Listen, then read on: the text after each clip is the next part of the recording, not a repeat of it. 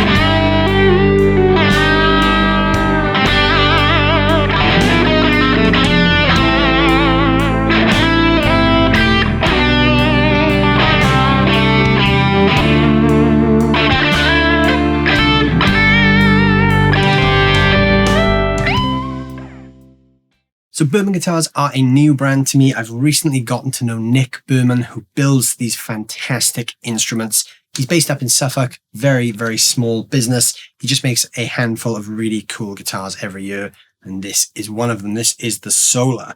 So this thing, as you can see, it's got one P90. Now, I'm a big fan of single P90 guitars, so this is right up my street. This is kind of like a cross between a Les Paul Jr. and a Telly sort of vibe visually. I mean, obviously, he's done his own kind of slightly futuristic thing to the body here. I think it looks really cool. It's kind of unconventional. It sort of tips its hat to the classics, but with a very modern twist. So I'm a big fan of this visually, and I've been getting to know this guitar for the last couple of weeks, and it's really impressed me. So Nick is building some really cool stuff. The current market for boutique small builders in the UK is absolutely amazing at the moment. So I would highly recommend you guys go and check Nick's stuff out. There are some links down below in the description. where you can go check out Nick's website and find out a little bit more about these awesome Burman guitars. So before we dig into the specs of this thing, I just want to let you guys know that this is a sponsored video. So Nick at Burman Guitars is paying me to create this video for you guys today and show you this lovely instrument.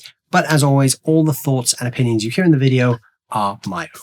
So Nick describes this guitar as a no-nonsense machine, and to be honest with you, I fully agree with him. It's very, very simple in its design, but it's perfectly executed, and I think that's the key here. Even though this doesn't have a ton of stuff going on, it really doesn't need it, because even in the absence of some of the kind of luxury specs that we might expect from a boutique builder, this guitar has been put together so well that you almost forget that those extra things aren't even there because it's such a joy to play. So this guitar feels really balanced. It's a good weight.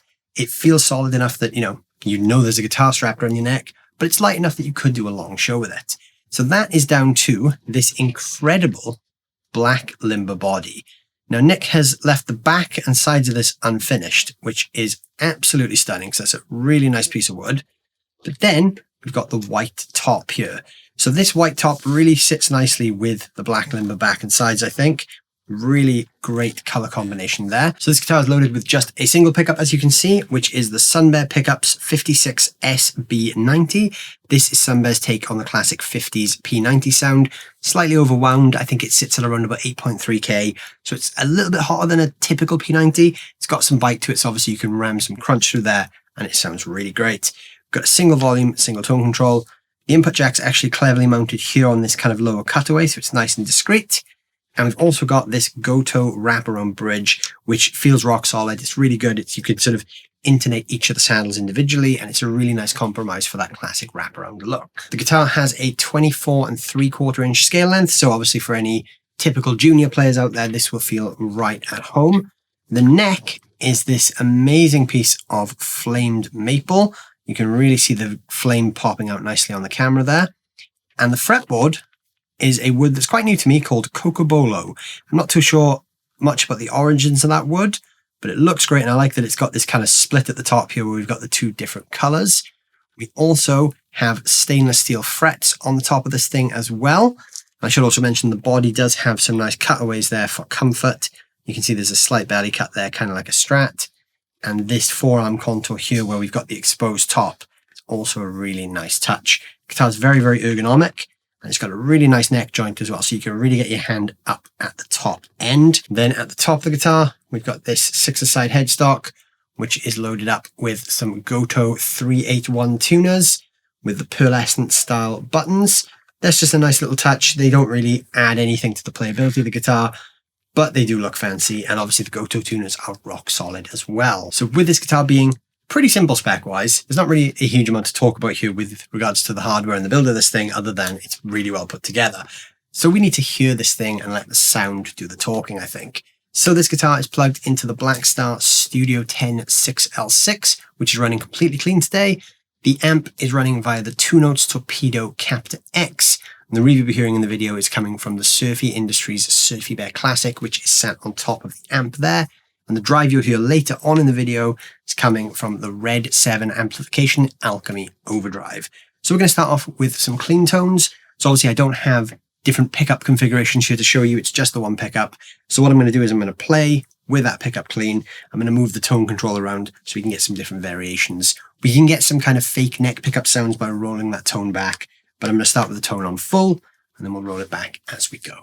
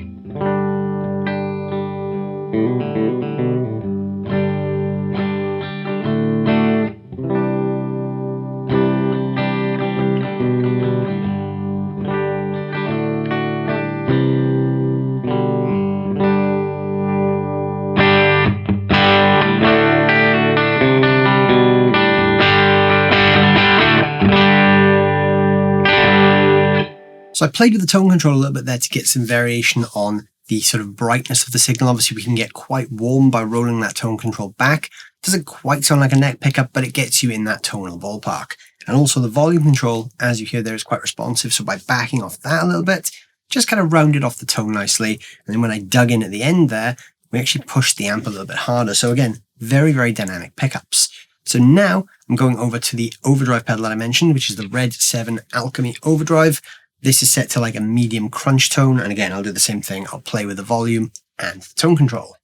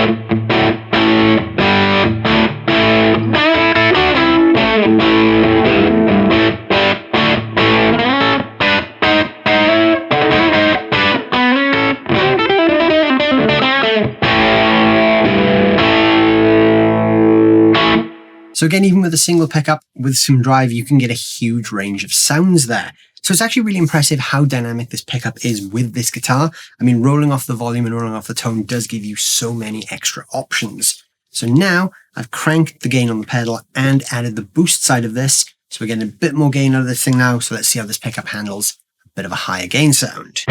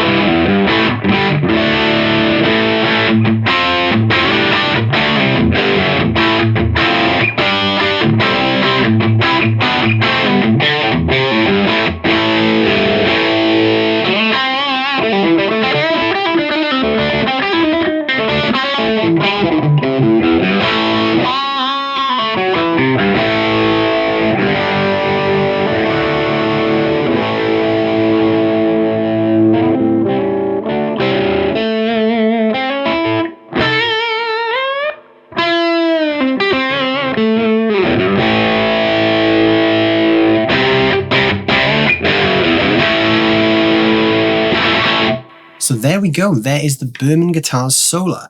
Now, like I said at the start of the video, what a great guitar. I mean, it's got one pickup, one volume, one tone, doesn't even have a tremolo, but it doesn't need it because it's so well executed that you almost forget about the other specs. So I think that's really the key to a great boutique guitar. And I mean, this is the same for any guitar.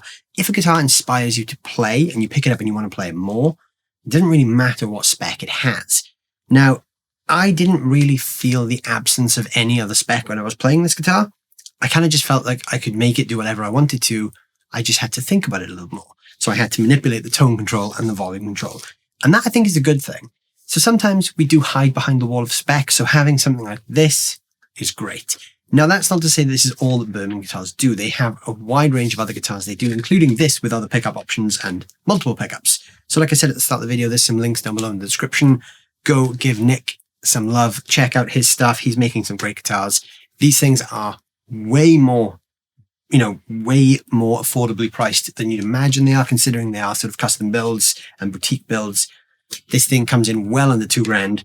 So, I mean, for the quality versus a lot of off-the-shelf models in the same price, something like this is going to be very hard to beat. So yeah, I'm a big fan. They're a new brand to me, but I'm looking forward to hopefully trying out some more of his guitars in the future. But yes, thank you, Nick, for sending this down for me to check out. I'm absolutely loving this, and I think you guys will enjoy checking out some of the other stuff he does as well. So go hit that link down below and let me know what you guys think of the sound of this thing. And is less more? Do you think this needs more spec, or did everything you hear from one pickup satisfy your needs? Because I definitely think they satisfied mine, and this was everything I wanted it to be and more. And I've had a lot of fun playing this guitar. So yeah, go check that out. And while you're down there, don't forget to hit the like and the subscribe button. I'll see you guys very soon. Thanks so much for watching.